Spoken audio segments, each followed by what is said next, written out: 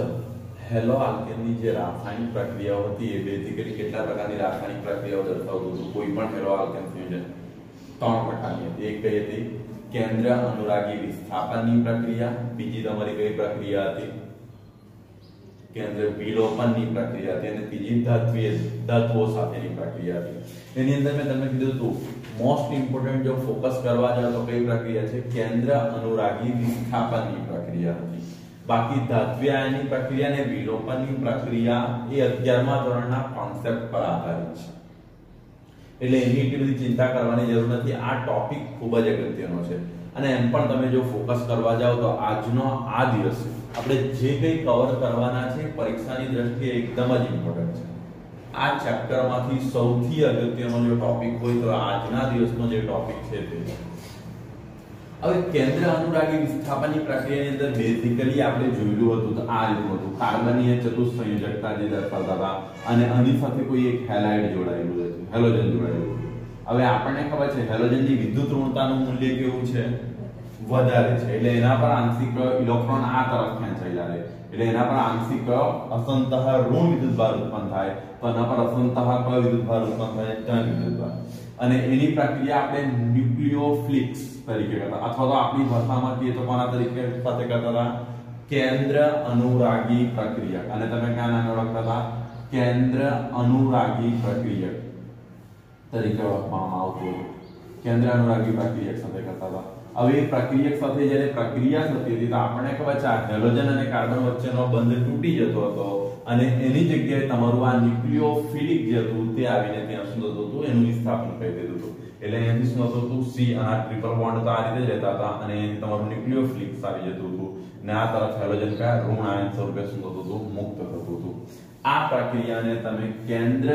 અનુરાગી વિસ્થાપનની પ્રક્રિયા કહેતા હતા આ તમારી કેન્દ્ર અનુરાગી વિસ્થાપનની પ્રક્રિયા હતી જેની બેઝિકલી ફોકસ આ રીતે કરતું હતું અને ઘણા બધા ઉદાહરણની ચર્ચા પણ આપણે આના પર આગળની લેક્ચરની અંદર કરેલી હતી તમને યાદ હોય તો અલગ અલગ હાઇડ્રોક્સિલ ગ્રુપ એટલે પોટેશિયમ હાઇડ્રોક્સાઇડ સોડિયમ હાઇડ્રોક્સાઇડ અને એની અંદર ઉભયદંતી બે ન્યુક્લિયોફિલિક્સ જોયેલા હતા કયા કયા હતા એક સાયનાઇડ હતું અને બીજું કયું હતું નાઇટ્રાઇલ ઓક્સાઇડ બરાબર ને એટલે બે પ્રકારના આપણા એ ગ્રુપો હતા હવે આજના ટોપિક પર એના પર જ આધારિત જે બે પ્રક્રિયાઓ છે એ પ્રક્રિયાઓની ચર્ચા કરવાના છે તો એક તમારી પાસે SN2 ને બીજી એક પ્રક્રિયા છે તમારી SN1 બંને ખૂબ જ અગત્યની છે બંનેની વચ્ચે તમારે એવી રીતે એનો કોન્સેપ્ટ ક્લિયર કરો કે સેજ પણ કન્ફ્યુઝન નહીં ઊભો થવું જોઈએ બંને પ્રક્રિયાઓ ઇન્ડિવિડ્યુઅલ તમે જુઓ તો પણ એક્ઝામની દ્રષ્ટિએ ઇમ્પોર્ટન્સ ધરાવે છે અને બંને વચ્ચેનો ડિફરન્સ એ પણ એક્ઝામની દ્રષ્ટિએ અગત્યનો છે હવે એના પર ફોકસ કરીએ તો પહેલા તો હું તમને એક વસ્તુ હાઇલાઇટ કરી દઉં કેન્દ્ર અનુરાગી વિસ્થાપનની પ્રક્રિયા આ નામ શેનું સૂચન કરે છે અનુરાગી એટલે જવું ખાસ ધ્યાન રાખજો અનુરાગી એટલે શું થાય જવું કેન્દ્ર એટલે શું થયું કેન્દ્ર તરફ વિસ્થાપન એટલે શું થવું કોઈને ત્યાંથી મોકલી દેવું અને પોતે ત્યાં શિફ્ટ થઈ જવું તો અહીંયા શું થશે જુઓ એક એવો પ્રક્રિયક જે શું કરશે બીજા એટલે કે જેની સાથે પ્રક્રિયા કરવાના છે જેને પ્રક્રિયા થતી તરીકે ઓળખીશું એના કેન્દ્ર તરફ જશે એના કેન્દ્ર તરફ જાય એટલે કેન્દ્ર પર કયો વિદ્યુતભાર રહેલો હોય છે ધન આવું આપણે વિચારવાનું છે જનરલી તમે વિચારો કોઈ પણ સ્ટ્રક્ચર આપણે પરમાણુ જોઈએ છે તો કેન્દ્રમાં કયો વિદ્યુતભાર રહેલો હશે ધન એની આસપાસ ઇલેક્ટ્રોન ભ્રમણ કરતા હોય તો કયો વિદ્યુતભાર રહેલો હશે ઋણ વિદ્યુતભાર રહેલો હશે તો બેઝિકલી અહીંયા તમને એક એવી સ્પીસીસ અથવા એવા પ્રક્રિયકો કે જેની પાસે ઇલેક્ટ્રોન વધારે છે એ કોના તરફ જશે કેન્દ્ર તરફ એટલે કેન્દ્ર તરફ જશે અને ત્યાં એની સાથે જે ઋણ આયનો છે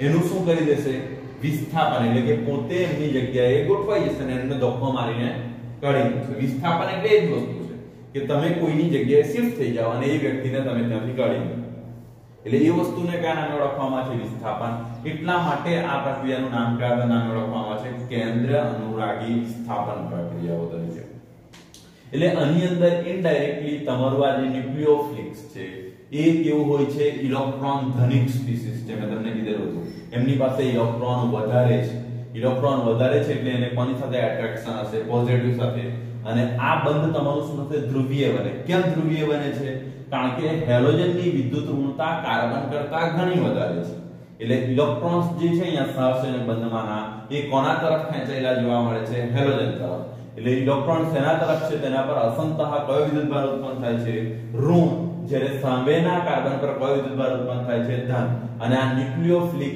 એના પર આક્રમણ કરે છે, આ બંધને તોડી મૂકે છે અને હેલોજનને ત્યાંથી શું કરે છે બહાર કાઢી મૂકે, એની જગ્યા શું લે છે પોતે લે છે, એટલે ઇનડાયરેક્ટલી હેલોજનનું શું કરી દે છે વિસ્થાપન કરી દે છે। એટલા માટે આ પ્રક્રિયાને કેન્દ્ર અનુરાગી વિસ્થાપનની પ્રક્રિયા તરીકે ઓળખવામાં આવે છે।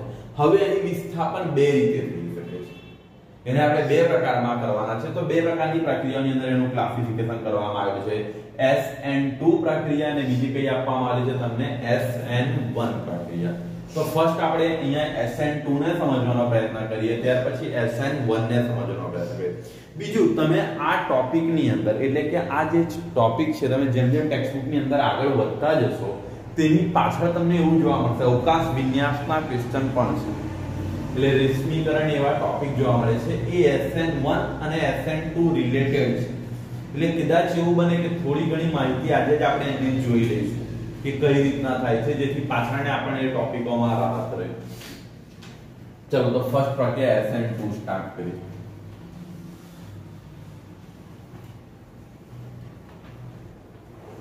જો આમાં કોઈ પણ વસ્તુ નહીં ખબર પડે તો તરત જ બોલજો કે કઈ રીતના થાય છે। બીજું મેં તમને બહુ ક્લિયર કહી દઉં છું, આ ટોપિક કવર કરતા કરતા હું સાથે જે પેલું અવકાશ વિન્યાસ છે એને અહીંયા જોડી દઈશ થોડોક ભાગ। જો કે વાસ્તવમાં શું છે હું તમને પહેલેથી કહી દઉં છું, એના જે છે ને અવકાશ વિન્યાસ સમજાવવા માટે છે ને પહેલા અવકાશ વિન્યાસની અમુક વ્યાખ્યાઓ સમજાવવી પડે, એનો આપણે કાલના દિવસે ચર્ચા કરીશું। પણ આની સાથે જે જોડાયેલું હશે ને તે ભાગને હું જોડીને થોડું તમને સમજાવી દઈશ, કારણ કે આપણી ટેક્સ્ટબુકમાં અહીંયા ઉપરથી જ આપવામાં આવેલું છે, એટલે ખાસ અહીંયાથી ધ્યાન આપજો। એટલે થોડુંક કદાચ ટેક્સ્ટબુક કરતા આમ તેમ થઈએ તો એ નહીં કરતા પાછળ ખબર પડી જશે।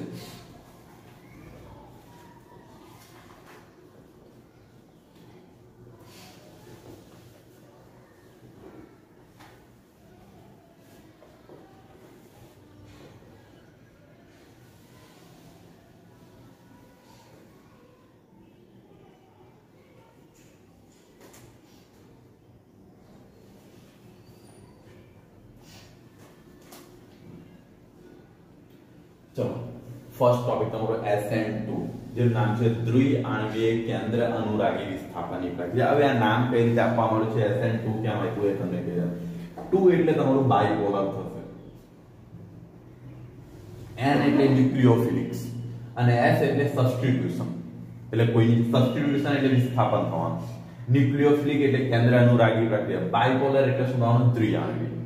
એટલે આને તમે આ રીતે ઓળખી શકો। આ રિએક્શનને જો તમારે ઇંગ્લિશમાં ઓળખવી હોય તો કયા નામે ઓળખવામાં આવે છે બાયપોલર ન્યુક્લિયોફિલિક સબસ્ટિટ્યુશન, બાયપોલર ન્યુક્લિયોફિલિક સબસ્ટિટ્યુશન। અને એ પ્રક્રિયાને તમે કયા નામે ઓળખવાના છે કેન્દ્ર અનુરાગી વિસ્થાપનની પ્રક્રિયા તરીકે ઓળખવામાં આવે છે। હવે આ પ્રક્રિયા કઈ રીતના થતી હોય છે તો ફર્સ્ટ આપણે એના પર એક સિમ્પલ એક ઉદાહરણ લેવાનું ટ્રાય કરું છું કે આ પ્રક્રિયા થાય છે કઈ રીતના, પછી હું દરેક પ્રક્રિયા જ્યારે સમજાવી દઈશ ત્યારે એના અગત્યના કેટલાક પોઈન્ટ્સ હશે, જેવા આપણે ટોપિકને પૂરો કરવાની ટ્રાય કરીશું તો એના કેટલાક અગત્યના પોઈન્ટ્સ હશે જે તમારે હંમેશા ધ્યાનમાં રાખવા પડશે, એની એક અલગ નોંધ તૈયાર કરાવી દઈશું। હવે આ પ્રક્રિયા માટે આપણે કોઈ મિથેન લઈ લઈએ, સપોઝ અહીંયાથી C આપણી પાસે અહીંયાથી મિથેન ક્લોરાઇડ લઈ લઉં છું, તો મિથેન ક્લોરાઇડ એટલે કયું હશે તમારી પાસે CH3Cl હશે, તો એની સાથે 3 આ કાર્બનની સાથે શું હશે અહીંયાથી समझो कार्बनની સાથે 3 હાઇડ્રોજન જોડાયેલા હશે, કાર્બનની સાથે 3 હાઇડ્રોજન હશે અને આ તરફ તમારું શું જોડાયેલું હશે ક્લોરીન જોડાયેલું હશે। એની પ્રક્રિયા આપણે કેન્દ્ર અનુરાગી પ્રક્રિયક સાથે કરવાના છે। તો કેન્દ્ર અનુરાગી પ્રક્રિયા અહીંયાથી આપણે લઈ લઈએ કે દાખલા તરીકે હું હાઇડ્રોક્સી OH- લઉં છું, આલ્કોહોલ ગ્રુપ લઉં છું। હવે આ પ્રક્રિયા થશે તો આપણને શું હશે અહીંયાથી સિમ્પલ એક બેઝિક કોન્સેપ્ટ આપણને ખબર છે કે ભાઈ આ જે પ્રક્રિયક છે એ આની જગ્યા લઈ લેશે, એટલું આપણને ખબર છે। હવે આ જે વસ્તુ આપણે દર્શાવી છે એને થોડું આપણી 3D માં રજૂઆત કરવાની ટ્રાય કરીએ। હવે 3D ની અંદર રજૂઆત કરો તો અહીંયાથી શું કરીએ, આ ક્લોરીન અને હાઇડ્રોજન જે છે એ એક જ સમતલમાં આવેલા છે, જો અહીંયાથી સમજવાની ટ્રાય કરજો। ક્લોરીન અને હાઇડ્રોજન આ કાર્બનની સાથે જે જોડાયેલા છે, ત્રણે ત્રણ વસ્તુ આ જ સમતલમાં આવેલી છે। તો આ હાઇડ્રોજન તમારું કઈ તરફ હશે? જો અહીંથી એક સમજો, આ તમારો સપોઝ અહીંયાથી લઈ લઈએ કે આ આપણું કાર્બન છે, તો કાર્બનની સાથે જુઓ આ ક્લોરીન અને હાઇડ્રોજન તો આમ જ જોડાયેલા છે. એક હાઇડ્રોજન પાછળ તરફ હશે ને એક હાઇડ્રોજન તમારું શું થતું હોય છે? બહાર તરફ નીકળતું હોય છે. હવે પાછળ તરફના બોન્ડ તમને યાદ હોય તો પાછળ આપણે આ રીતે દર્શાવતા હતા. આ હાઇડ્રોજન થોડું આ રીતે હું કરી દઉં છું. પાછળ તરફ દર્શાવવા માટે તમે આ રીતે લાઈનનો ઉપયોગ કરતા હતા ધોરણ 11 ની અંદર, અને આગળ તરફના હાઇડ્રોજનને દર્શાવવા માટે આ રીતનો ઉપયોગ કરતા હતા. આ ઇલેક્ટ્રોન આ હાઇડ્રોજન વાસ્તવમાં તમારું ક્યાં હશે? પાછળ તરફ હશે, ને આ હાઇડ્રોજન તમારું શું હશે? બહાર તરફ નીકળતું હશે. એટલે એ રીતના તમારે ઇલેક્ટ્રોન. હવે અહીંયા ન્યુક્લિયોફિલિક્સ, અહીંયા આપણું કોઈ પણ ન્યુક્લિયોફિલિક્સ હશે, અહીંયા મેં હાઇડ્રોક્સિલ સમૂહ લીધેલું છે એટલે OH લીધેલું છે, જેને આલ્કોહોલ તરીકે ઓળખવાના છે. ફર્સ્ટ તો અહીંયાથી જુઓ આ બોન્ડ તમારું કેવું થશે? કાર્બન અને ક્લોરીન વચ્ચેનો બોન્ડ ધ્રુવીય બને એટલે આના પર અસંતઃ કયો વિદ્યુતભાર આવશે? ઋણ વિદ્યુતભાર. ને આના પર અસંતઃ કયો વિદ્યુતભાર આવશે? ધન વિદ્યુતભાર. કાર્બન પર અસંતઃ કયો વિદ્યુતભાર ઉત્પન્ન થયો? ધન. અને ક્લોરીન પર અસંતઃ કયો વિદ્યુતભાર ઉત્પન્ન થશે? ઋણ વિદ્યુતભાર ઉત્પન્ન થશે. હવે શું કરશે? આ જે તમારું ન્યુક્લિયોફિલિક્સ છે એટલે કે જે તમે કેન્દ્ર અનુરાગી પ્રક્રિયક લીધેલું છે, એ કેન્દ્ર અનુરાગી પ્રક્રિયક આના પર હુમલો કરશે. હવે એની પાસે હુમલો કરવા માટે બે રસ્તા છે. જો એક સમજો, એ આગળથી જઈને સીધો આના પર હુમલો કરી દે.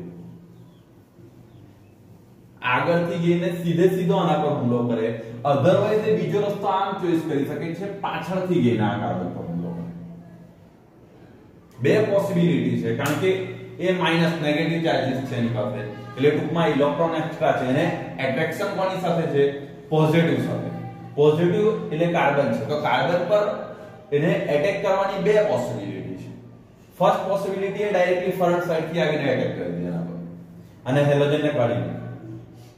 બીજી પોસિબિલિટી એવું છે કે આ તરફથી આવે બેક સાઈડથી અને કાર્બન પર એટેક કરીને હેલોજન લઈ લે. હવે ફર્સ્ટ આમાંથી કઈ પોસિબિલિટીનો ચાન્સ છે? બીજું અહીં ધ્યાન રાખજો, તમારું ન્યુક્લિયોફિલિક્સ SN2 માં તમારું જે ન્યુક્લિયોફિલ એટલે કેન્દ્ર અનુરાગી પ્રક્રિયક છે, એ સામેથી હુમલો કરે છે એટલે એ પ્રબળ હોવું જોઈએ. SN2 નો આ એક મુદ્દો ખાસ તમારે ધ્યાનમાં રાખવાનો છે. તમારું કેન્દ્ર અનુરાગી પ્રક્રિયક પ્રબળ હોવું જરૂરી છે, કારણ કે હુમલો એ જ વ્યક્તિ સામેથી કરી શકે જે મજબૂત હોય. હુમલો તે જ પ્રક્રિયક કરી શકશે જે પોતે એકદમ મજબૂત એટલે સ્ટ્રોંગ હોય. SN1 માં નિર્બળ બની જશે એટલે SN2 માં તમારું કેન્દ્ર અનુરાગી પ્રક્રિયક એકદમ પ્રબળ હોય છે. હવે હુમલો કરવા માટે અહીંથી પોસિબિલિટી વિચારીએ તો જુઓ, પ્રબળ છે એટલે તમારા મનમાં એવું થાય કે ફ્રન્ટ સાઈડ થી હુમલો કરી દેશે, એવું નથી. એ કઈ રીતે એટેક કરે તો જુઓ, એ જ્યારે આના પર કયો ચાર્જીસ છે? નેગેટિવ ચાર્જીસ છે. આ તરફ ફોકસ કરજો. આના પર નેગેટિવ ચાર્જીસ છે. એ જ્યારે અહીંયા એટેક કરશે ત્યારે અહીંયા પણ ક્લોરીન એટલે કે હેલોજન પર કયો ચાર્જીસ છે? નેગેટિવ. તો એનાથી શું થતું હશે? એને અપાકર્ષણ થતું હશે એટલે સામેથી આવીને આ તરફ હુમલો કરવાનો ચાન્સીસ ઘણા ઓછા છે. ઓછા એટલે કરશે જ નહીં, કારણ કે આ તરફ જો એને ઓલરેડી એનો અવરોધ નડી જતો હોય એટલે કે એના ઋણ વિદ્યુતભારના લીધે અપાકર્ષણ થતું હોય તો આ હુમલાનો કોઈ ચાન્સ નથી. એ આના પર આવીને આ તરફ હુમલો કરશે. હવે જ્યારે એ હુમલો કરશે ત્યારે પરિસ્થિતિ કેવી થઈ જશે તમારી? આ કાર્બન બોન્ડ હતો. હવે આ જો તો આ તરફ તમે ધ્યાન આપજો, આ આલ્કોહોલ સમૂહનું જે ગ્રુપ છે એ અહીં ગોઠવવાનો પ્રયત્ન કરે છે.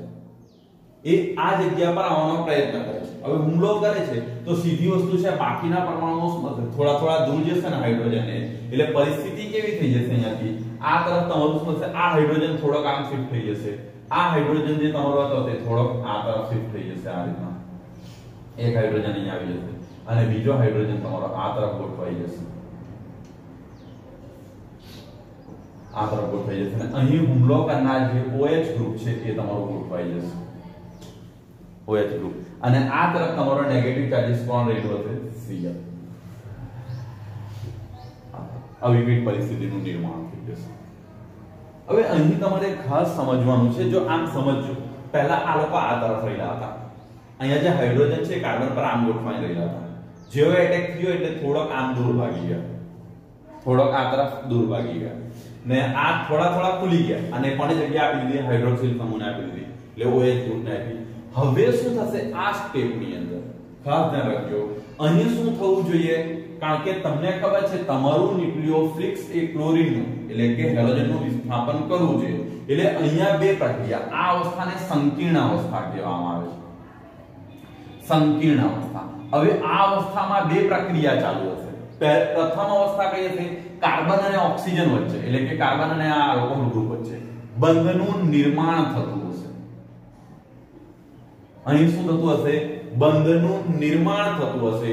બીજું કાર્બન અને ક્લોરીન વચ્ચેનો બંધ તૂટતો હશે. આ પ્રક્રિયામાં બે ચાન્સીસ, બંને એક પેરેલલ થતું હશે. કાર્બન અને ઓક્સિજન વચ્ચે શું થતું હશે? એક બંધનું નિર્માણ થતું હશે, જ્યારે કાર્બન અને ક્લોરીન વચ્ચેનો શું થતો હશે? બંધ તૂટતો હશે. તો થોડા સમય પછી આ બંધ નિર્બળ થઈને બ્રેક થઈ જશે, એટલે આ તૂટી જશે. હવે આ બંધ તૂટી જશે ને આ બંધ મજબૂત બની જશે. જો ક્રમશઃ ધીરે ધીરે આ બંધ, જેમ પ્રક્રિયા આગળ વધતી જશે તેમ તેમ આ બંધ કાર્બન અને ક્લોરીન વચ્ચેનો બંધ નિર્બળ બનતો જાય છે, અને કાર્બન અને ઓક્સિજન વચ્ચેનો બંધ શું થતો જશે? પ્રબળ એટલે કે મજબૂત બનતો જશે. તો થોડા સમય પછી ક્લોરીનનો આ બંધ એટલે કે હેલોજન વચ્ચેનો બંધ તૂટી જશે. તો તૂટી જશે તો આ જે ઇલેક્ટ્રોન હતા એ આ તરફ આવી જશે, એટલે કે જે હાઇડ્રોજન હતા એ આ તરફ એરેન્જ થઈ જશે, કારણ કે આ તરફનો સ્પેસ ખાલી થવાનો, એટલે હાઇડ્રોજન આ તરફ સ્પેસ થઈ જશે. એટલે તમારી એક કેવી પોસિબિલિટી તમને મળી જશે? આ કાર્બન હતું, આ હાઇડ્રોજન આ તરફ નમી જશે, એટલે અહીંયા H આવી જશે. આ તરફ તમે જોવાનો પ્રયત્ન કરો તો આ તરફ તમને અહીંથી આ જે કાર્બન હતું એક હાઇડ્રોજન આ તરફ આવી જશે, ને આ તરફ તમને જોવા મળશે નહીં કોણ ગોઠવાઈ ગયો હશે? OH. આ તમારી શું હશે? ફાઇનલ એ. હવે તમે અહીંયાથી જુઓ આ જે પ્રક્રિયા છે સંકીર્ણ અવસ્થા, હા હેલો એટલે ક્લોરીન છૂટો પડશે અહીંયાથી Cl.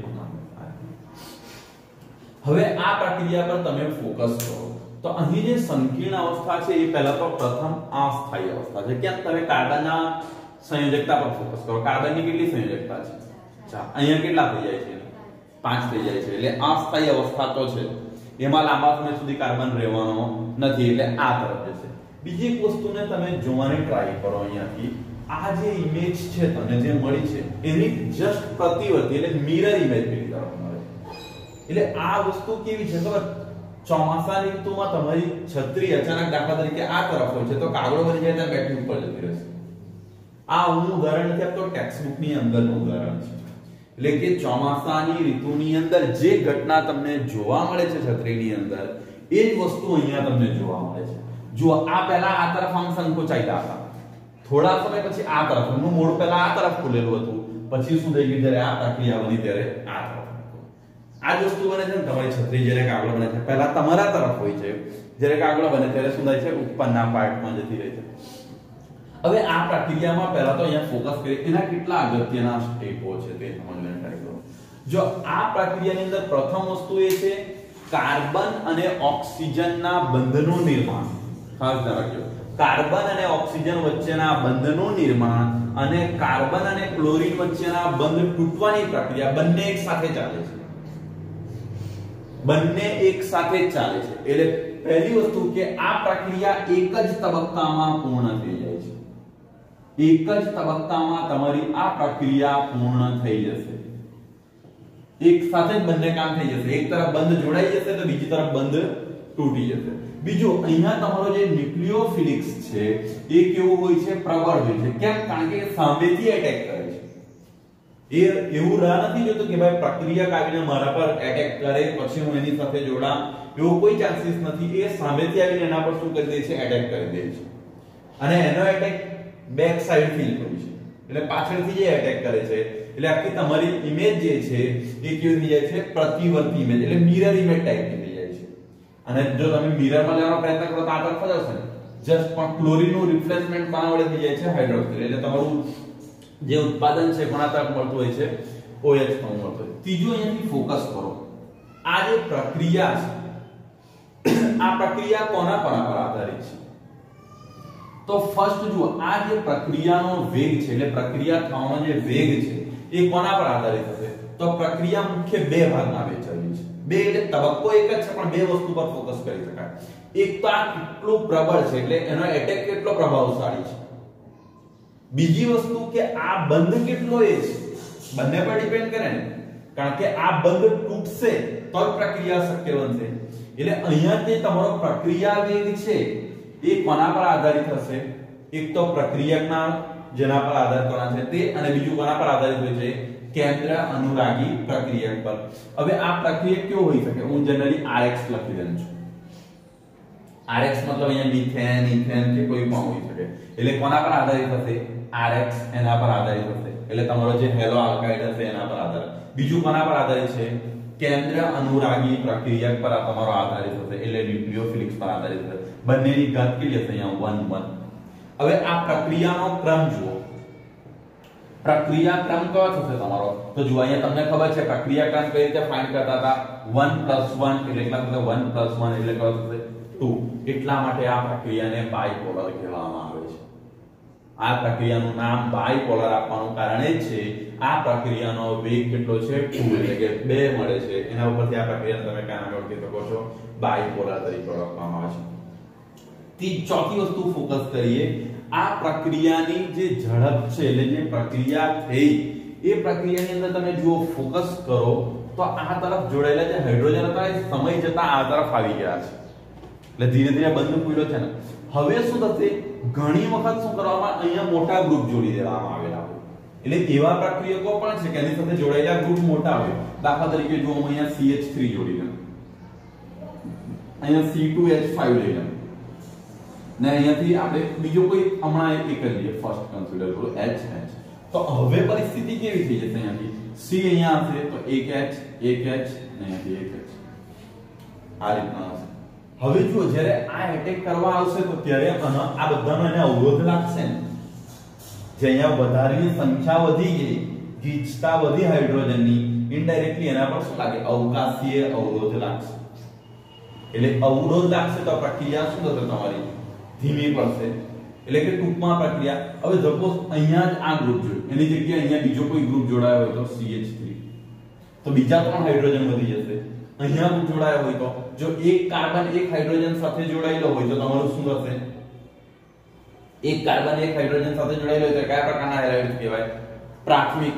એક કાર્બન એક જ હાઇડ્રોજન સાથે જોડાયો. હવે જો સૌથી ઝડપી, જેમ આ તરફ ગીચતા ઓછી હશે તેમ તમારી પ્રક્રિયા ઝડપી બનશે. હવે જો પ્રક્રિયા ઝડપી એટલે તમારી આ રીતની થશે. તો આ પ્રક્રિયામાં જો સૌથી ઓછું તો કયું હશે? 0 ડિગ્રી. એટલે કે CH3 તમે ડાયરેક્ટ લીધું હોય તો. બીજામાં કયું આવશે? તમારું પ્રથમ એટલે પ્રાથમિક હેલાઇડ હશે તો ત્યારે તમારું એક જ જોડાયું હશે ને, એક કાર્બન. બીજું કોણ આવશે? જો તમે અહીંયાથી લઈ લેશો તો 2 કાર્બન થઈ જશે ને, એટલે દ્વિતીયક હશે. અને ત્રીજું તમારી હશે. એટલે આ પ્રક્રિયાનો ક્રમ તમે આ સ્વરૂપમાં રાખી શકો છો. SN2 પ્રક્રિયા સૌથી ઝડપી અહીંથી તમારું મિથાઇલ હેલાઇડ ની અંદર થાય. મિથાઇલ તમે જે રીતે લે, પછી અહીંથી તમારું ઇથાઇલ કે જે પ્રમાણે તમારા ક્રિયાશીલ પ્રાથમિક, દ્વિતીયક અને તૃતીયક હેલો આલ્કેનના સમૂહમાં થતી હોય છે.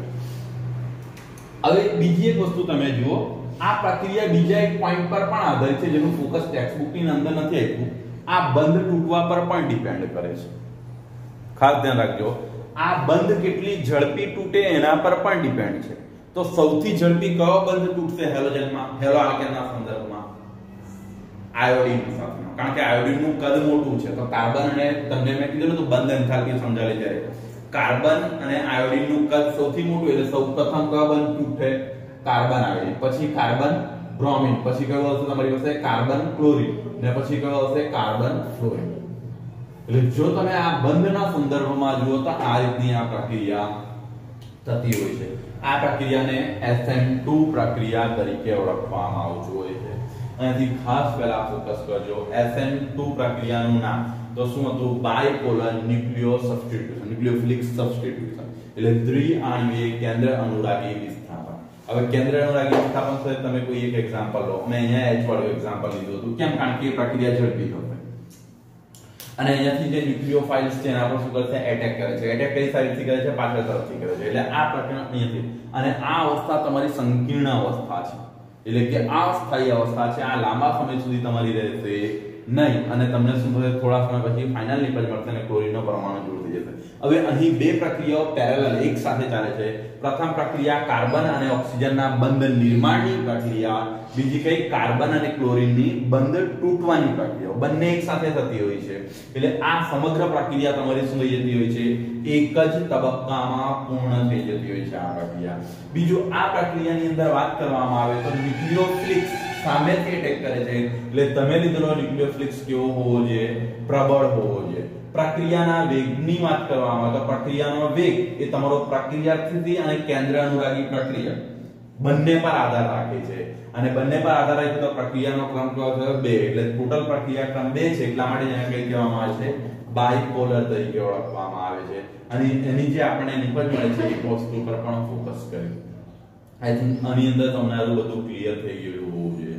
સ્થિરતાની વાત કરવામાં આવે તો પહેલા 0 ડિગ્રી. 0 ડિગ્રી એટલે ટૂંકમાં એક જ કાર્બન હશે. જો કે વાસ્તવમાં આપણે 1 ડિગ્રી 2 ડિગ્રી 3 ડિગ્રી જ કહે છે, પણ 0 ડિગ્રી એટલે આ CH3 હશે. એટલે ટૂંકમાં બીજો એક ક્લોરીન સમૂહ હશે અને બીજો એક CH, એક જ કાર્બન હશે. 1 ડિગ્રી ની વાત કરવામાં આવે તો અહીંયા બીજો એક એવો કાર્બન હશે, એટલે કાર્બન કાર્બન વચ્ચેનો બંધ હશે. 2 ડિગ્રી એટલે અહીંયા એક કાર્બન હશે. 3 ડિગ્રી એટલે એમની સ્થિરતાનો ક્રમ આ રીતે આપવામાં આવ્યો. જો બંધના સંદર્ભમાં આપવામાં આવતા carbon iodine, carbon bromine, carbon chlorine અને કાર્બન ફ્લોરીન હશે. આ તમારી પ્રક્રિયા થઈ ગઈ SN2 પ્રક્રિયા. ટેક્સ્ટ બુક ની અંદર તમે જુઓ તો કલરમાં પણ આકૃતિ દર્શાવવામાં આવેલી છે. બોન્ડ વાઇઝ તમે એને સમજવાનો પ્રયત્ન કરશો તો તમને વધારે સારી રીતે ખબર પડશે.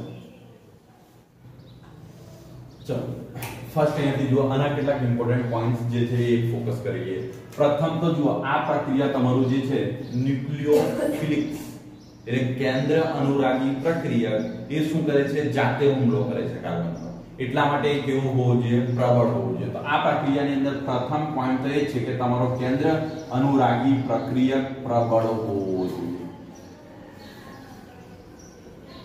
કેન્દ્ર અનુરાગી પ્રક્રિયા કેવો હોવો જોઈએ, પ્રબળ હોવો જોઈએ. બીજો પોઈન્ટ, આ પ્રક્રિયા એક જ તબક્કામાં, જુઓ કેન્દ્ર અનુરાગી પ્રક્રિયક જોડાવાની પ્રક્રિયા અને હેલોજનની છૂટા પડવાની પ્રક્રિયા બંને એક સાથે થાય છે. એટલે આ પ્રક્રિયા એક જ તબક્કામાં પૂર્ણ થઈ જાય છે. એક જ તબક્કામાં પૂર્ણ થતી પ્રક્રિયા છે. એને પૂર્ણ થવા માટે એક કરતા વધારે તબક્કાની જરૂર પડતી નથી.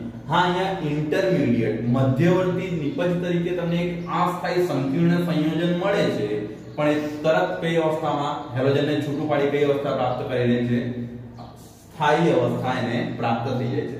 બીજું, આ પ્રક્રિયકની વાત કરવામાં આવે તો જો તમે એનો પ્રક્રિયાનો વેગનો વાત કરો તો પ્રક્રિયા વેગ એ કોના કોના પર આધારિત છે?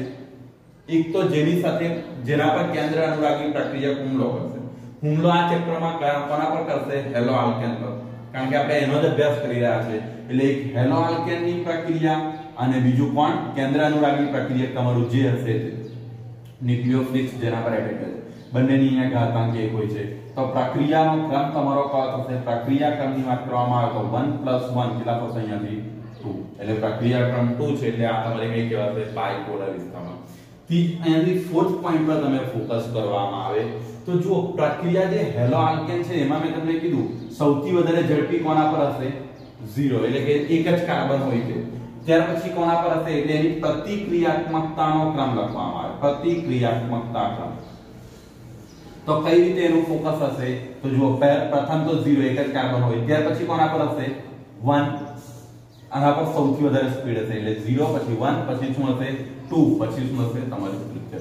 એટલે ફર્સ્ટ, સેકન્ડ અને તૃતીય. બીજું તો જો તમે આ જે હેલોજન પરમાણુ વાઇઝ જુઓ તો સૌથી વધારે કોનામાં હશે? કાર્બન આયોડીનમાં હશે. કેમ? કારણ કે એ બંધ સરળતાથી તૂટશે.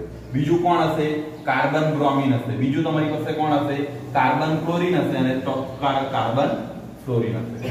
બીજું અહીંયા તમને જે લાસ્ટમાં જે પ્રક્રમ મળે છે એ તમારું શું છે?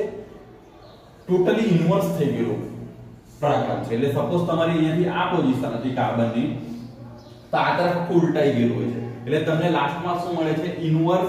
ઇન્વર્ઝન કોન્ફિગ્યુરેશન, જેને ગુજરાતીની અંદર કંઈક એ લોકોએ કીધેલું છે વ્યુત્ક્રમણ, એવો કંઈક શબ્દ વાપરેલો છે.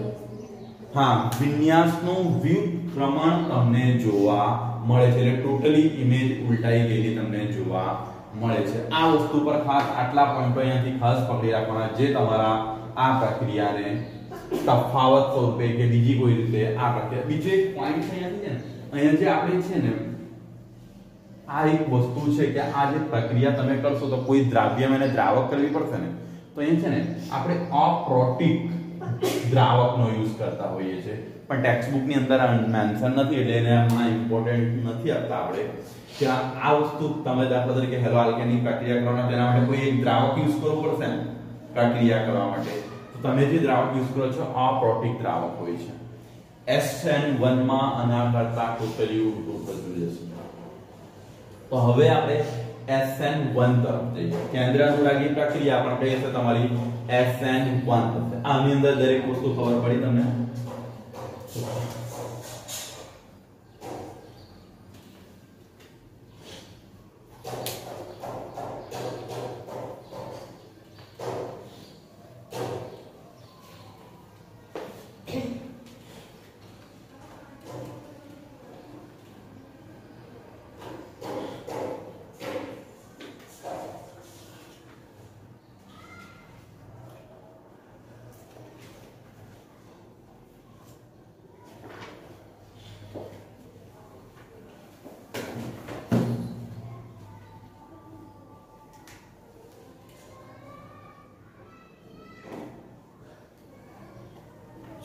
નેક્સ્ટ પ્રક્રિયા છે તમારી SN1 પ્રક્રિયા. 1 એટલે તમારું અહીંયાથી થશે યુનિપોલર. સાવધાન રાખજો, યુનિપોલર. N એટલે ન્યુક્લિયોફિલિક્સ ને S એટલે સબસ્ટિટ્યુશન. એટલે યુનિપોલર ન્યુક્લિયોફિલિક સબસ્ટિટ્યુશન. યુનિપોલર એટલે એક આણ્વીય, ન્યુક્લિયોફિલિક્સ એટલે કેન્દ્ર અનુરાગી, સબસ્ટિટ્યુશન એટલે શું થશે? વિસ્થાપનની પ્રક્રિયા. આ તમારું થશે. હવે આ વિસ્થાપનની પ્રક્રિયા કરવા માટે મેં તમને ફર્સ્ટ કીધું તેમ આગળની જે પ્રક્રિયા હતી દ્વિઆણ્વીય પ્રક્રિયા હતી એમાં આપણને અપ્રોટિક દ્રાવકની જરૂર પડતી હતી. આની અંદર તમને પ્રોટિક દ્રાવકની જરૂર પડશે. પ્રોટિક ની અંદર કોણ હોઈ શકે? તો આપણને એક્ઝામ્પલ આપેલ છે H2O, આલ્કોહોલ, પછી એસિડ, એ પ્રોટિક દ્રાવકો હોઈ શકે છે તમારા. એટલે એ એક્ઝામ્પલ ઓફ પ્રોટિક દ્રાવકની આપણને જરૂર પડશે. આલ્કોહોલ ની અંદર કોઈ પણ હોઈ શકે, મિથેનોલ કે તમે જે કોઈ ગ્રુપ કન્સિડર કરો. હવે આ પ્રક્રિયા કઈ રીતના થતી હોય છે? તો આપણે ફર્સ્ટ હું તમને એક એક્ઝામ્પલ થી સમજાવી દઉં છું. સપોઝ અહીંયાથી લઈ લઈએ CH3 અને એને થ્રાઇસ ફોર્મમાં લઈ લઉં છું. આની સાથે આપણે કોઈ એક હેલોજન પરમાણુ જોડી દઈએ તો સપોઝ અહીંયાથી બ્રોમિન જોડાયેલું છે આ રીતે CBr, અને એની પ્રક્રિયા તમે કોઈ એક ન્યુક્લિયોફિલિક સબસ્ટ્રેટ સાથે કરાવશો તો સપોઝ અહીંયાથી OH એટલે આલ્કોહોલ સમૂહ સાથે કરાવવામાં આવે છે, તો પ્રક્રિયા થશે તો તમને એકદમ બાય ડિફોલ્ટ બ્રોમિન શું થઈ જશે? છૂટું પડી જશે. ફર્સ્ટ પ્રક્રિયાને ખાલી ઉપરથી તમે સમજો, CH3 હોલ થ્રાઇસ અને અહીંયા C એની જગ્યાએ શું આવી જશે? OH, અને બ્રોમિન તમારું શું રહેશે? અહીંયાથી છૂટું પડી જશે Br. હવે વાસ્તવમાં આ પ્રક્રિયા કઈ રીતના થતી હોય છે એ સમજવું બહુ જરૂરી છે. તો પ્રથમ આ જે પ્રક્રિયા છે ને, અહીં પહેલા તો એ વાત કરવામાં આવે કે તમે જે ન્યુક્લિયોફિલિક્સ લીધું છે એ ન્યુક્લિયોફિલિક્સ નિર્બળ હશે. નિર્બળ હશે એટલે સામેથી કોઈ દિવસ આના પર એટેક કરશે નહીં. એ શું કરશે? આના પર કોઈ દિવસ સામેથી એટેક નહીં કરે, પણ આના પર નેગેટિવ ચાર્જીસ એટલે ઇલેક્ટ્રોન તો છે, એટલે કોઈ પણ રીતે પ્રથમ તો અને જો આ વસ્તુ આના પર એટેક કરે, કેન્દ્ર અનુરાગી પ્રક્રિયા એટેક કરે, એવું કરવા માટે એને શું કરવું પડશે? પોતે ધન આયનનું નિર્માણ કરવું પડશે, કારણ કે આ નિર્બળ વસ્તુ છે, નિર્બળ કેન્દ્ર અનુરાગી પ્રક્રિયા છે, એટલે સામેથી એટેક કરવા આવવાનો. હવે એને જો આ તરફ એટેક કરવા બોલાવવું હોય તો શું કરવું પડે? સ્વાભાવિક વસ્તુ છે, એને ધન આયન બનાવવા પડે, એને કોઈ વસ્તુ લાલચ આપવી પડે ને. એટલે આ પ્રક્રિયા તો જ એટેક કરવા આવશે જો આ તમારું પ્રથમ ધન આયન એટલે કેટાયનમાં રૂપાંતર પામશે.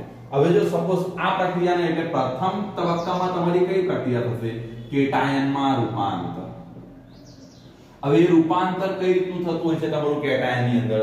તો જો અહીંયાથી તમારી પાસે આ કાર્બન છે, આની સાથે CH3 આ રીતે જોડાયેલા હશે. હું થોડુંક આ પ્રક્રિયાને અહીંથી આપણે ડાયવર્ટ કરવાની ટ્રાય કરીએ છીએ. CH3 બીજું તમારું આ તરફ હશે, એક ગ્રુપ પાછળ તરફ હશે CH3, અને એક તમારું આ તરફ CH3 છે. મેં તૃતીયક બ્યુટાઇલ લીધેલું છે, આ જો તૃતીયક પ્રકારનું છે, અને અહીંયા શું હશે? બ્રોમિન લીધેલું છે. તો પ્રથમ તબક્કામાં તમારું કેટાયનમાં રૂપાંતર એટલે કે ફોર્મેશન ઓફ કેટાયન થતું હશે. તો હવે આ પ્રક્રિયા થતું હશે તો શું થતું હશે અહીંયાથી સ્વાભાવિક વસ્તુ છે આ આના પર અસંતઃ ધન અને આના પર અસંતઃ ઋણ વિદ્યુત ગુણ ઋણતાના લીધે તો થોડા સમય પછી જ્યારે આ પ્રક્રિયા થશે તો શું થશે ખબર બ્રોમિન પોતાના ઇલેક્ટ્રોન લઈને જતું રહેશે પ્રથમ તબક્કે હવે બ્રોમિન જો ઇલેક્ટ્રોન લઈને જતું રહેશે તો આના પર કયો વિદ્યુતભાર ઉત્પન્ન થઈ જશે ધન અને જ્યારે ધન વિદ્યુતભાર બનશે ત્યારે આ 3 શું થશે આ સ્પેશિયલ ખાલી થઈ જાય એટલે આ ભાગ થોડો ખુલ્લો થઈ જશે એટલે તમારી પ્રક્રિયા આ રીતે થઈ જશે અહીંયાથી CH3 ને આ તરફ શું થશે CH3 ને અહીંયા શું જશે CH3 ત્રણે ત્રણ એક જ સમતલમાં આવી જશે ત્રણે ત્રણ આ એક જ સમતલની અંદર આવી જશે જો પહેલા અલગ અલગ સમતલોમાં હતા હવે આ પ્રક્રિયા થઈ તો ત્રણે ત્રણ શું થશે તમારું એક જ સમતલની અંદર ગોઠવાઈ જશે અને અહીંયાથી તમારી પાસે શું થશે બ્રોમિન છૂટો પડી જશે હવે આ તમારું શું થઈ ગયું કેટાયનમાં રૂપાંતર પામી ગયું છે આ વસ્તુ તમારી શેમાં કેટાયનમાં રૂપાંતર પામી ગઈ એટલે ધન આયનમાં રૂપાંતર પામી ગઈ એટલે હવે એની પાસે ધન વિદ્યુતભાર આવી ગયો તો કોણ હાઇડ્રોક્સિલ ગ્રુપ એના પર એટેક કરશે એટલે હવે શું થશે આ ધન આયન સાથે એટલે બીજો તબક્કો તમારો પાસ થશે C+ અને અહીંથી કહ્યું તો તમારી પાસે CH3 આ તમારી પાસે કહ્યું તો CH3 સોરી અહીંથી CH3 ને આ તમારી પાસે કહ્યું તો CH3 હવે એના પર હાઇડ્રોક્સિલ ગ્રુપ એટેક કરશે હવે જો એટેક કરે તો અહીંયા પણ બે પોસિબિલિટી છે સમજવાની ટ્રાય કરજો અહીં પણ તમારી પાસે બે પોસિબિલિટી છે તો ફર્સ્ટ પોસિબિલિટી કઈ છે એ આ સાઈડ થી એટેક કરી દે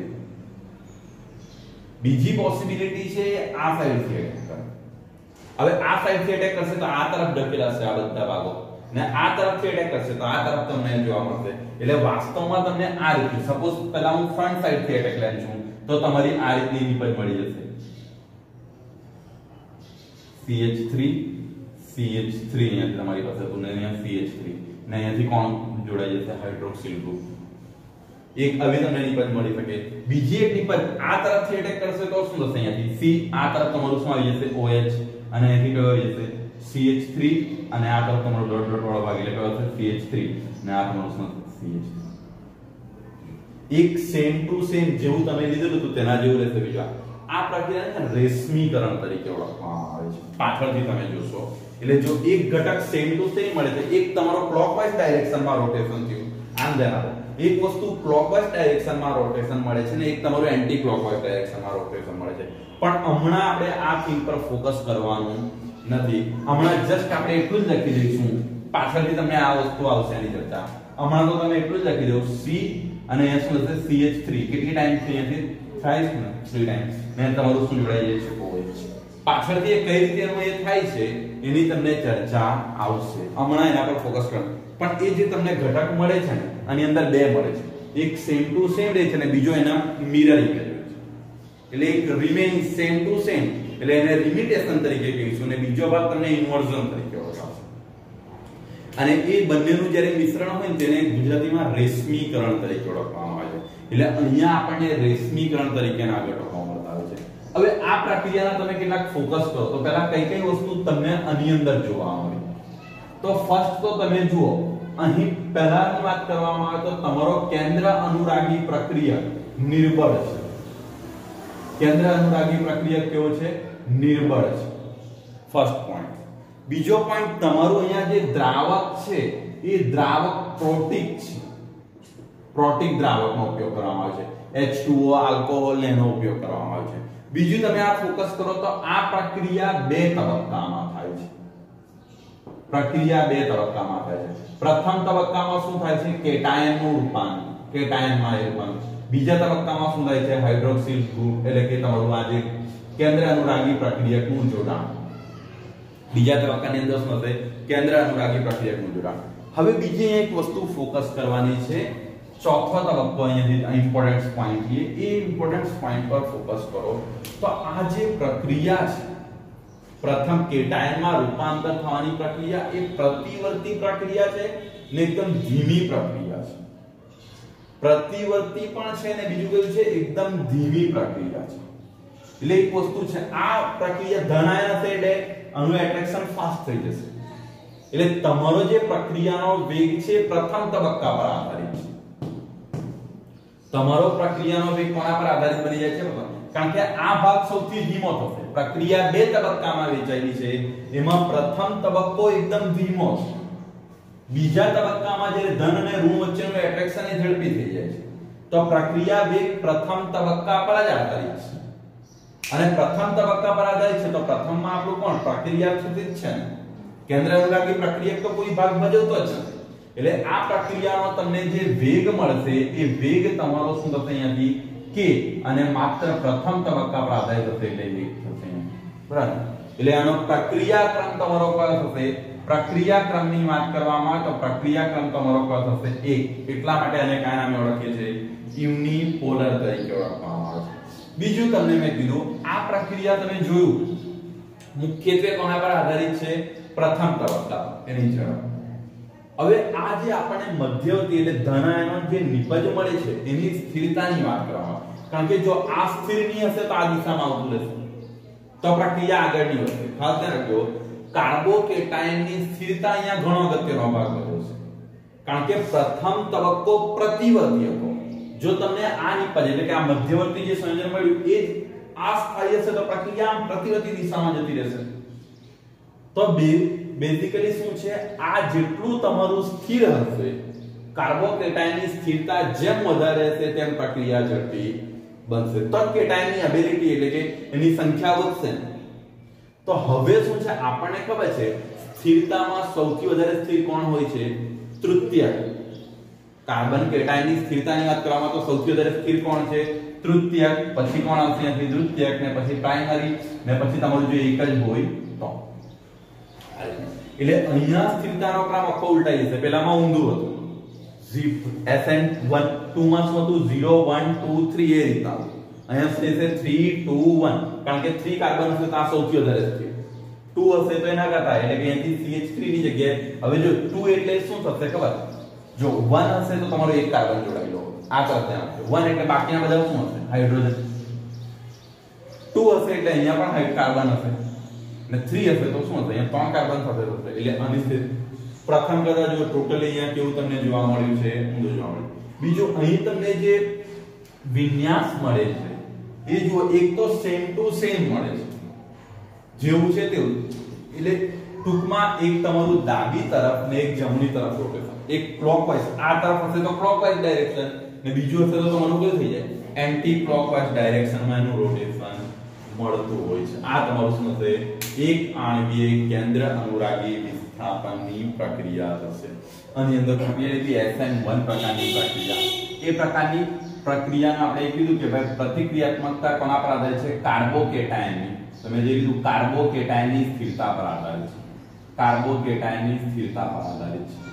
હવે કાર્બોકેટાયનની સ્થિરતા એક વસ્તુ ખાસ ધ્યાન રાખજો, જ્યારે તમને શું થાય? રેઝોનન્સ સ્ટ્રક્ચર મળે એટલે સ્પંદન બંધારણ મળતા હોય છે તો તેવા કેસની અંદર શું થતું હોય છે? સ્થિરતા વધી જાય. હવે એવા સ્ટ્રક્ચર ક્યાં ક્યાં મળે છે? તો વિનાઇલિક. તમે જો ડબલ બોન્ડ વાળા આપણે જોયા હતા, વિનાઇલિક હેલાઇડ ને બીજું બેન્ઝાઇલિક હેલાઇડ હતા. હવે વિનાઇલિક ને બેન્ઝાઇલિક ની અંદર વાત કરવામાં આવે તો દાખલા તરીકે C, અહીંયા ડબલ બોન્ડ CH3 લેતા હતા, ને આ તરફ તમારી પાસે શું રહેતું હતું? CH. આ રીતે એક પોઝિશન મળતી હતી તમને. કાર્બન ની અંદર 3 બંધ થશે, આ 4, ને આના કેટલા થશે? 3 ડબલ બોન્ડ આની સાથે. આ કાર્બન ના કેટલા બોન્ડ થશે? અહીંયાથી 1, અહીંયા સોરી અહીંયા શું આવશે? CH2 આવી જશે. હવે આની અંદર શું થતું હોય છે? જો એક વસ્તુને તમે સમજવાની ટ્રાય કરજો. સપોઝ આના પર કાર્બોકેટાયન આ પ્લસ છે. પ્લસ છે એટલે ઇલેક્ટ્રોન ને એટ્રેક્શન થશે આ તરફ ધ્યાન આપજો. તો આ બંધમાંના ઇલેક્ટ્રોન આ તરફ શિફ્ટ થઈ જશે. બંધમાંના ઇલેક્ટ્રોન એ તરફ શિફ્ટ થશે એટલે અહીંયા શું થશે? CH. અહીંયા કયો બોન્ડ બની જશે? ડબલ બોન્ડ બની જશે અહીંયા C. અને આ તરફ તમારો કયો બોન્ડ બની જશે? CH3. ત્યારે પ્લસ ચાર્જ આના પર આવી જશે. પણ જો આ એક કાર્બોકેટાયન મેં કન્સિડર કર્યું. હવે અહીંયા શું છે? વિનાઇલિક પ્રકારનો એ છે. sp2 સંકરણ સાથે તમારું અહીંયાથી હેલોજન સમૂહ જોડાયેલો હોય છે. એક કામ કરો, કોઈ હેલોજન લઈ લો, અથવા તો હમણાં આ ગ્રુપ રહેવા દે તો પણ કોઈ પ્રોબ્લેમ નથી. બાકી અહીંયા હેલોજન લઈ લીધે તો પણ ચાલશે. એટલે આમાં શું થશે કે આ રીતનું એટ્રેક્શન થશે. આના પર પોઝિટિવ ચાર્જ હોય એટલે પાઈ બંધમાંના ઇલેક્ટ્રોન અહીંયા શિફ્ટ થશે. તો અહીંયા આવી જશે તો આના પર પોઝિટિવ આવી જશે. એટલે આ પ્રક્રિયા કન્ટિન્યુઅસ ચાલતી રહેશે. એટલે આને રેઝોનન્સ સ્ટ્રક્ચર કહેવામાં આવે છે. તે રીતે તમે આની અંદર પણ કન્સિડર કરી શકો. બેન્ઝીન ની અંદર પણ તમને એક એક્ઝામ્પલ આપવામાં આવેલું છે ડબલ બોન્ડ ની અંદર. સપોઝ અહીંયાથી આપણે CH3 લઈએ, આ રીતના લઈએ. હવે બેન્ઝીન ની અંદર આ પ્રકારનું કંઈક સ્ટ્રક્ચર તમને જોવા મળે છે. આ રીતે તમારી પ્રક્રિયા હશે. હવે આના પર પ્લસ ચાર્જીસ લઈએ. પ્લસ ચાર્જીસ લેશો એટલે ઇલેક્ટ્રોન ની જગ્યા છોડીને શું થઈ જશે, જબરદસ્ત. અહીંયા પણ એક પોઝિશન આવશે, સોરી અહીંયા શું આવશે, CH2. કેમ? કારણ કે પ્લસ આવ્યું એટલે એક ઇલેક્ટ્રોન શું થશે, એક હાઇડ્રોજન ની જગ્યા છોડીને જતું રહ્યું હશે ને, એટલે અહીંયા CH2 રહેશે. ખાસ ધ્યાન રાખજો. હવે શું થશે, જો આને એટ્રેક્શન હશે, આ કાર્બોકેટાયન કાર્બન પ્લસ ચાર્જીસ છે એટલે ઇલેક્ટ્રોનને ખેંચવાની ટ્રાય કરશે, એટલે આ બંને અહીંયા આવી જશે. આ બંને અહીંયા આવશે એટલે બીજી અવસ્થા તમારી કઈ થઈ જશે, અહીંયાથી તમે જો આને ફોકસ કરવાની ટ્રાય કરો. આની વચ્ચે કયો બોન્ડ આવી જશે, ડબલ બોન્ડ આવી જશે CH2. હવે જો અહીંના ઇલેક્ટ્રોન આ તરફનો બંધ તૂટીને ગયો છે તો અહીંયાનો કાર્બન કયો ચાર્જ ધારણ કરી લેશે, પ્લસ. એટલે આના પર કયો બાર આવી ગયો છે, પ્લસ. અને આ દ્વિબંધ અહીંયા હશે આ રીતે. તો હવે શું થશે, નેક્સ્ટ સ્ટેપમાં આના ઇલેક્ટ્રોન ખેંચાઈને અહીંયા આવી જશે. એટલે એક સ્ટ્રક્ચર તમને આવું મળી જશે ફરી પાછું. હવે આને રેઝોનન્સ સ્ટ્રક્ચર કહેવામાં આવે. એટલે આ કેવું થાય, સ્થિર નહીં હોય, આ રીતે ભ્રમણ કર્યા જ કરે, પણ આ તબક્કાની એની પ્રતિક્રિયાત્મકતા વધારે. એટલે આમ તબક્કે તમે જોઈ શકો. એટલે અહીંયા ડબલ બોન્ડ આવી જશે. હવે અહીંયા ડબલ બોન્ડ આવે તો આ કાર્બન પર કયો વિદ્યુતભાર ઉત્પન્ન થઈ જશે, ધન ઉત્પન્ન થઈ જશે ને અહીંયાથી શું રહેશે તમારી પાસે C આ તરફ તમારું જોવા મળશે. એટલે આ તબક્કો તમારો કન્ટિન્યુઅસલી શું થયા કરતો છે, ચાલુ રહે છે. આગળ તમને જો સ્ટ્રક્ચર દર્શાવવામાં આવેલા છે ટેક્સ્ટ બુક ની અંદર, તમે એ સ્ટ્રક્ચરોને ફોકસ કરી શકો.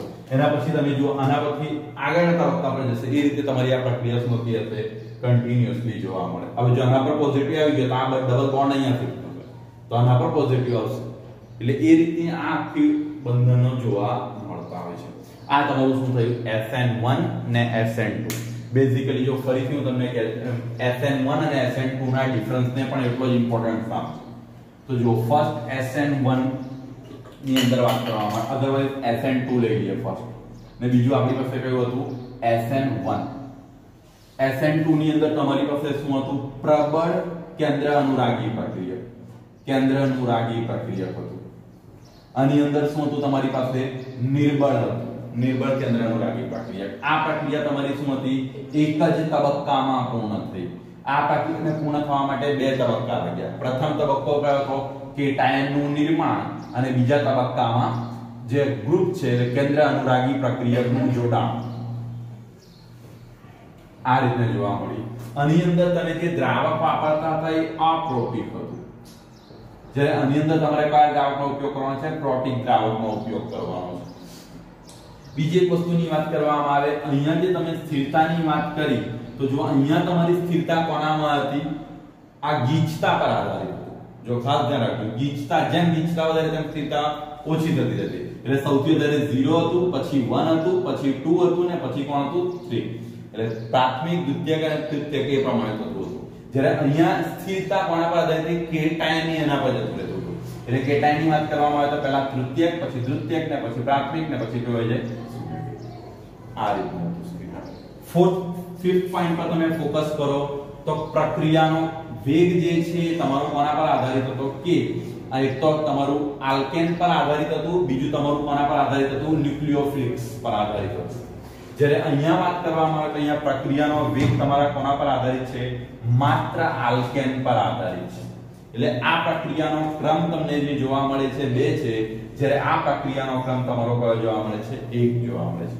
અહીંયા તમને જે મળે છે એ ઇન્વર્ઝન પ્રક્રિયા, એટલે વિન્યાસનું વ્યુત્તીકરણ જોવા મળે છે.